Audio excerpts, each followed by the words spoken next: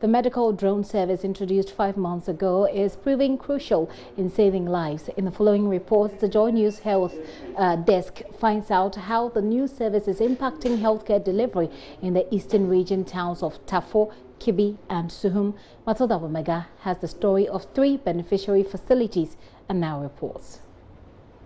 Tafo Government Hospital is one of the few health facilities within the eastern region benefiting from the drone medical service. It's been 5 months already. Are the drones working? Are health facilities getting value for which this drone contract was signed? We are here to find out. Georgia Piabuedu heads the laboratory department of the Tafo Government Hospital in the eastern region. Together with his team, they assess different body fluids collected from patients at the hospital.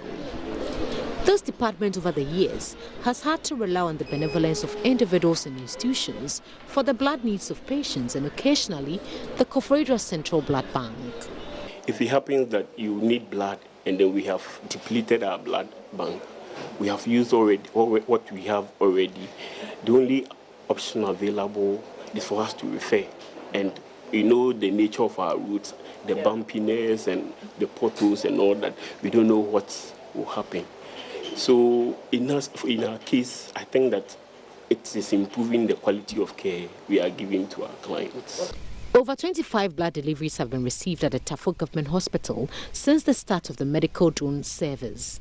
The hospital says an emergency situation which could have been deadly was saved when an anti-snake venom was delivered through the drone service. Prince Edupe Quinn, who heads the pharmacy department of the Tafo Government Hospital, says a few of such cases have been dealt with. We had a case for anti-snake. You understand the issue of snake bites. Yeah. Within 15 minutes it was delivered to us, and then the patient had it on the ward. And because other colleagues also know that we are onboarded the zipline platform, sometimes they use us as a route to get such products. The colleagues, they call that, oh, do you have this product there? We're like, okay, the stock we have is not enough, but we could make arrangements, give our stock that we have now because we don't have a use for it now. Okay. Release it to our colleagues on the other end, and then make a request as a backup so that in case we also have a similar emergency, we don't have to run around. It's as and when that we have a stock out and our major suppliers don't have it at the time. Yes, they're able to fall on them.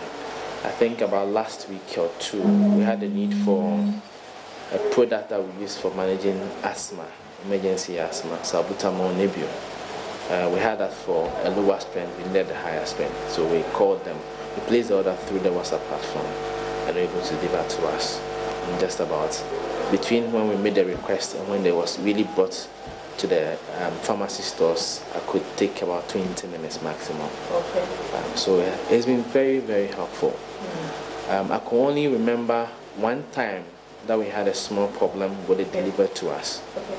It was an ample, like bottled product. Okay. I think there were about 10 of them they brought. All of them were broken. We notified them just at the time that we got the delivery, and they took notice of it. And I think when they got a new stock, they replaced for us. Apart from that, we haven't had any issue. The Kibi Government Hospital is one of the 32 health facilities currently being served under the drone system.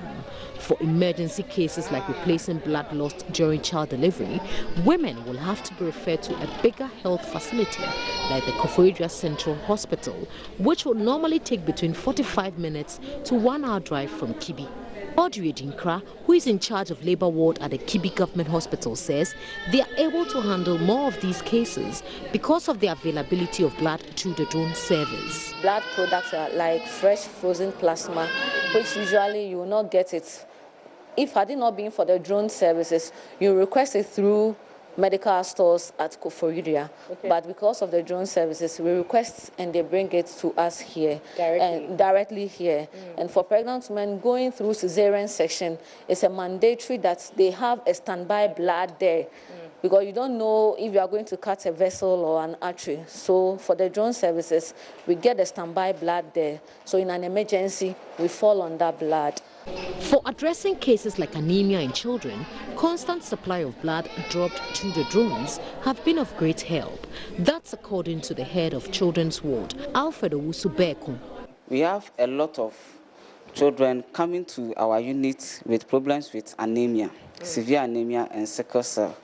So it helps us with helping them solve these conditions for the children.